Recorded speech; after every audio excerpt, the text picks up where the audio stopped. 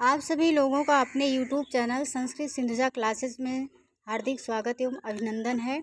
आज हम बाबूराम सक्सेना से महत्वपूर्ण प्रश्न लेकर के आए हैं।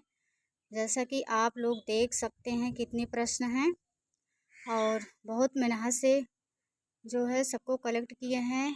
आप लोग सुनिएगा ज़रूर वीडियो। सोते समय, खाना बनाते समय, कोई भी काम करते समय वीडियो खोल करके रख देंगे। बहुत महत्वपूर्ण प्रश्न लेकर के आए हैं, तो बिना विलंब किए देखते हैं पहला प्रश्न। पहला प्रश्न है, व्याकरण को सांग वेद का कहा जाता है। तो व्याकरण को सांग वेद का क्या कहा जाता है? मुख कहा जाता है। व्याकरण को सांग वेद का मुख कहा जाता है। दूसरा प्रश्न है, शिक्षा के प्रतिपादन के लिए किसकी रचना हुई है? तो शिक्षा के प्रतिपादन के लिए प्रतिशाख्यों की रचना हुई है। जैसा कि सभी लोगों को पता है कि वेदांगों की संख्या कितनी मानी गई है? 6 है। वेदांगों की संख्या कितनी है? 6 है। व्याकरण है, शिक्षा है, कल्प है, निरुक्त है, छंद है, ज्योतिष है। तो छंद क्या है? छंद वेदों छंद को क्या माना गया है? पाद यानी कि पैर माना गया है। छंद को पाद माना गया है, पैर माना गया है। और व्याकरण को क्या माना गया है? वेद का मुख माना गया है। ज्योतिष को क्या माना गया है? नेत्र माना गया है। कल्प को हाथ माना गया है। तो निरुक्त को कान माना गया है। ठीक है, इसी तरह से व्याकरण को क्या माना गया है? सांग वेद का मुख माना गया है। वेदांगों की संख्या कितनी है? 6 है। तो उसी 6 वेदांगों में व्याकरण की भी गणना की गई है। तो व्याकरण को सांगवेद का मुख कहा जाता है। शिक्षा के प्रतिपादन के लिए किसकी रचना हुई? प्रतिशाख्यों की रचना हुई। शिक्षा का काम है उच्चारण पर विचार करना। शिक्षा का क्या काम है? उच्चारण पर विचार करना। निरुक्त के रचनाकार हैं। निरुक्त के रचनाकार कौन हैं? यास्क हैं। शब्दों का चतुर्विध विभाजन सर्वप्रथम किसने किया था? तो सबसे पहले यास्क ने किया था। यास्क के मतानुसार शब्दों के कितने भेद हैं? तो 4 भेद हैं। कितने भेद हैं? 4 हैं। कौन कौन से? नाम, अख्यात, उपसर्ग, निपात। नाम, अख्यात, उपसर्ग, निपात। कितने भेद हैं? 4 हैं। यास्क के मतानुसार शब्दों के कितने भेद हैं? 4 भेद हैं। नाम, अख्यात, उपसर्ग, निपात। अगला प्रश्न है, यास्क के मतानुसार सभी शब्दों का आधार क्या है? तो यास्क के मतानुसार सभी शब्दों का आधार धात समूह है। यास्क का समय अनुमानतः माना जाता है।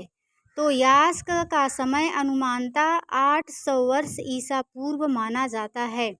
अगला प्रश्न है, काशकृत्स्न, साकल्य, शाक्टायन, इंद्र प्रभृति आदि व्याकरण हैं। ते कब के इनका समय क्या है? कब के माने जाते हैं? पाणिनि के पूर्ववर्ती माने जाते हैं और यास्क के परवर्ती यानी कि यास्क के बाद के हैं ये लोग और पाणिनि के पहले के हैं। कौन कौन से? आपिसल हैं, काशकृत्स्न है, साकल्य हैं, शाक्टायन हैं, इंद्र प्रभृत हैं। तो ये लोग पाणिनि के पहले के हैं और यास्क के बाद के हैं। पाणिनि के अष्टाध्यायी में किन किन व्याकरणों का उल्लेख मिलता है? तो किसका किसका मिलता है? आपिसली का मिलता है, काशकृत्स्न का, साकल्य का, शाक्टायन का, इंद्र का, इंद्र प्रभृति। और अगला प्रश्न है, ऐन्द्र क्या है? तो ऐन्द्र क्या है? यह एक प्रतिष्ठित व्याकरण संप्रदाय है। पूछा जा सकता है पेपर में कि ऐन्द्र क्या है? ऐन्द्र एक प्रतिष्ठित व्याकरण संप्रदाय का नाम है। चीनी यात्री ह्वेनसांग तथा तिब्बती इतिहासकार तारानाथ के अनुसार कालाब व्याकरण ने किसका अनुसरण किया था? तो किसका किया था? ऐन्द्र व्याकरण का। अगला प्रश्न है, तैत्तिरीय संहिता के अनुसार सर्वप्रथम व्याकरण माना जाता है। तो तैत्तिरीय संहिता के अनुसार सर्वप्रथम व्याकरण ऐन्द्र व्याकरण माना जाता है। अगला प्रश्न है, प्रश्न संख्या 14 है, डॉक्टर बर्नेल ने ऐन्द्र व्याकरण से किसकी समानता दिखाई है? तो किसकी समानता दिखाई है? तोल्कापियम की दिखाई है। डॉक्टर बर्नेल ने ऐन्द्र व्याकरण से किसकी समानता दिखाई है? तो तोल्कापियम की। तोल्कापियम किस भाषा का ग्रंथ है? तमिल, यानी कि तमिल से तामिल बना है, तमिल भाषा का है। तोल्कापियम किस भाषा का ग्रंथ है? तो तमिल भाषा का ग्रंथ है। जैसे पाणिनि का अष्टाध्यायी संस्कृत भाषा का है, तो वैसे तमिल भाषा का तोल्कापियम ग्रंथ है। अगला प्रश्न है, सर्वप्रथम व्याकरण है? तो सर्वप्रथम ऐन्द्र व्याकरण माना जाता है। कातंत्र क्या है? कातंत्र एक व्याकरण ग्रंथ है। बररुचि और व्याड किस संप्रदाय से संबंधित हैं? तो ये लोग किस संप्रदाय से संबंधित हैं? ऐन्द्र संप्रदाय से संबंधित हैं। डॉक्टर वासुदेव शरण अग्रवाल के अनुसार पाणिनि का समय माना जाता है तो 500 ईसा पूर्व और 400 ईसा पूर्व के बीच माना जाता है। प्रश्न संख्या 20 है, मैक्समूलर के अनुसार पाणिनि का समय माना जाता है तो कितना माना जाता है? 350 वर्ष ईसा पूर्व माना जाता। दोनों लोग में विभेद आप लोग कर लीजिएगा। वासुदेव शरण अग्रवाल के अनुसार पूछता है तो 500 ईसा पूर्व और 400 ईसा पूर्व के बीच, और मैक्समूलर के अनुसार अगर पूछा जाता है पाणिनि का समय तो 350 वर्ष ईसा पूर्व माना जाता है। प्रश्न संख्या 21 है, पाणिनि का निवास स्थान माना जाता है। आधुनिक अटक जिले के सालातुर नामक ग्राम माना जाता है।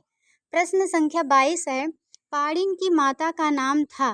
तो पाणिनि की माता का नाम दाक्षी मिलता है। अगला प्रश्न है, कथा सरित सागर के अनुसार इनके गुरु का नाम था? वर्ष या उपवर्ष? कथा सरित सागर के अनुसार पाणिनि के गुरु का नाम वर्ष या उपवर्ष मिलता है।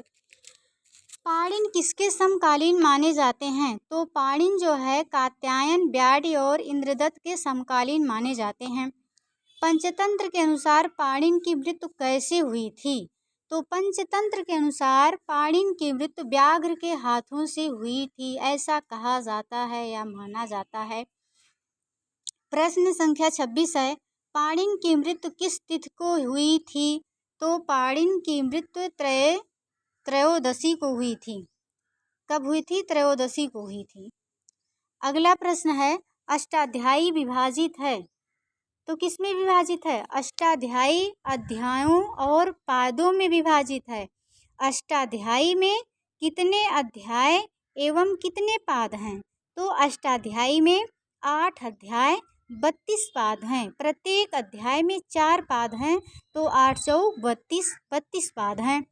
अगला प्रश्न है, अष्टाध्यायी में लगभग कितने सूत्र हैं? तो अष्टाध्यायी में लगभग 4000 सूत्र हैं। अगला प्रश्न है, अष्टाध्यायी के अध्यायवार वर्णन। चलिए देखते हैं अध्यायवार वर्णन। प्रथम अध्याय में क्या है? संज्ञा तथा परिभाषा है। द्वितीय अध्याय में समास और कारक है। तृतीय अध्याय में कृदंत प्रकरण है। चतुर्थ अध्याय में तद्धित प्रकरण है और पंचम अध्याय में भी तद्धित प्रकरण है, यानी कि चतुर्थ और पंचम में तद्धित प्रकरण है। षष्ठ और सप्तम अध्याय में तिंग सुप प्रत्यय हैं। तिंग प्रत्यय कितने हैं? 18 हैं। सुप प्रत्यय कितने हैं? 21 हैं। तो इनका वर्णन अष्टाध्यायी के 6ठे और 7वें अध्याय में है। अष्टम अध्याय में कृदंत प्रकरण है और संधि प्रकरण है, यानी कि कृदंत 3रे और 8वें अध्याय में है। 8वें में संधि है, भी संधि है तो पूछा जा सकता है संधि प्रकरण किस अध्याय में है? तो अष्टम अध्याय में है। अगला प्रश्न है, पाणिनि ने अष्टाध्यायी के सूत्रों को संक्षेप करने के लिए कितने साधनों को अपनाया? तो पाणिनि ने अष्टाध्यायी के सूत्रों को संक्षेप करने के लिए 6 साधन अपनाए। पहला है प्रत्याहार, फिर है अनुबंध, गढ़, संज्ञाएं, अनुवृत्त, पुरुत्रा असिद्धम जैसे यानी कि इसी के समान सदृश नियमों वाले या परिभाषाओं वाले सूत्रों की भी स्थापना किए हैं। तो जैसे देखिए प्रत्याहार किसके लिए बना है? संक्षेपीकरण के लिए ही बना है। तो जैसे अभी अक प्रत्याहार कह दें तो अक कह दे रहे हैं, इससे एक शब्द का बोध हो रहा है। अब अक कहेंगे तो इसके अंतर्गत कौन कौन से वर्ण आएंगे? अ, ई, उ, री, ली। तो इतना कहने से अच्छा है अक कह दीजिए। तो संक्षेपीकरण हुआ कि नहीं हुआ? अनुबंध है। अनुबंध जैसे हम लोग संज्ञा पढ़ते हैं इतिसंज्ञक सूत्र पढ़ते हैं तो जिसकी इतिसंज्ञा करते हैं, उसका लोभ करते हैं, अनुबंध, वो सब अनुबंध के ही अंतर्गत आता है। अब जैसे गढ़ हैं, तो गढ़ संस्कृत के व्याकरण में बहुत सारे गढ़ हैं, वो कई मतलब उसमें कई धातुएं या कई शब्द मिला करके गढ़ बनाए जाते हैं। अब जैसे आप धातु से संबंधित देख लीजिए, जैसे दिवाद गढ़ी, भुआद गढ़ी, तो उसमें एक गढ़ का नाम लेने से बहुत सारी धातुओं का बोध हो जाता है कि इस गढ़ के अंतर्गत इतनी धातुएं आएंगी। जैसे हम लोग पढ़ते हैं सकंदवादिस आदि, तो ये सकंदवादि गढ़ है। इसमें जैसे कुछ शब्द हैं परिगणित हैं, तो सकंदवादि गढ़ पड़ गया है। संज्ञाएं हैं, फिर अनुवृत्त है, जैसे एक सूत्र का दूसरे सूत्र में अनुवृत्त ले ली जाती है। पूर्वतरा असिद्धम सूत्र है, इसी के समान नियमों की रचना किए हैं। तो कहा जाता है कि जो व्याकरण लोग होते हैं, अगर एक अक्षर की भी कमी कर ले जाते हैं अपने सूत्रों में, तो जैसे कोई पुत्र का जन्मोत्सव मनाता है, वैसे उन लोगों के लिए उतना सुखदप्रद होता है कि अगर एक अक्षर की भी कमी कर ले जाते हैं। तो ये वीडियो कैसा लगा आप लोग कमेंट बॉक्स में ज़रूर बताइएगा। और बहुत मेहनत से बनाए हैं, इतना 30-31 प्रश्न लिखे हैं मेहनत से। और ऐसे ही वीडियो पाने के लिए सभी लोग चैनल को सब्सक्राइब करिए, वीडियो को लाइक करिए, शेयर करिए। और जैसे अब समय बहुत कम है, पूरी किताब पढ़ने से अच्छा है ऐसे ही आप लोगों को वीडियो बना के डाला करेंगे। जितना भी बनेगा शुरू से मतलब है उसकी भूमिका से शुरू करेंगे और लास्ट तक चलेंगे, अगर आप लोगों का सपोर्ट रहा तो। अगर आप लोग साथ देंगे तो ऐसा करेंगे, वरना नहीं भी कर सकते हैं। पहले ही बता दे रहे हैं, जब आप लोगों का साथ मिलेगा तभी करेंगे। तो आज के लिए बस इतना ही। नमः संस्कृताय। जय हिंद, जय भारत, वंदे मातरम।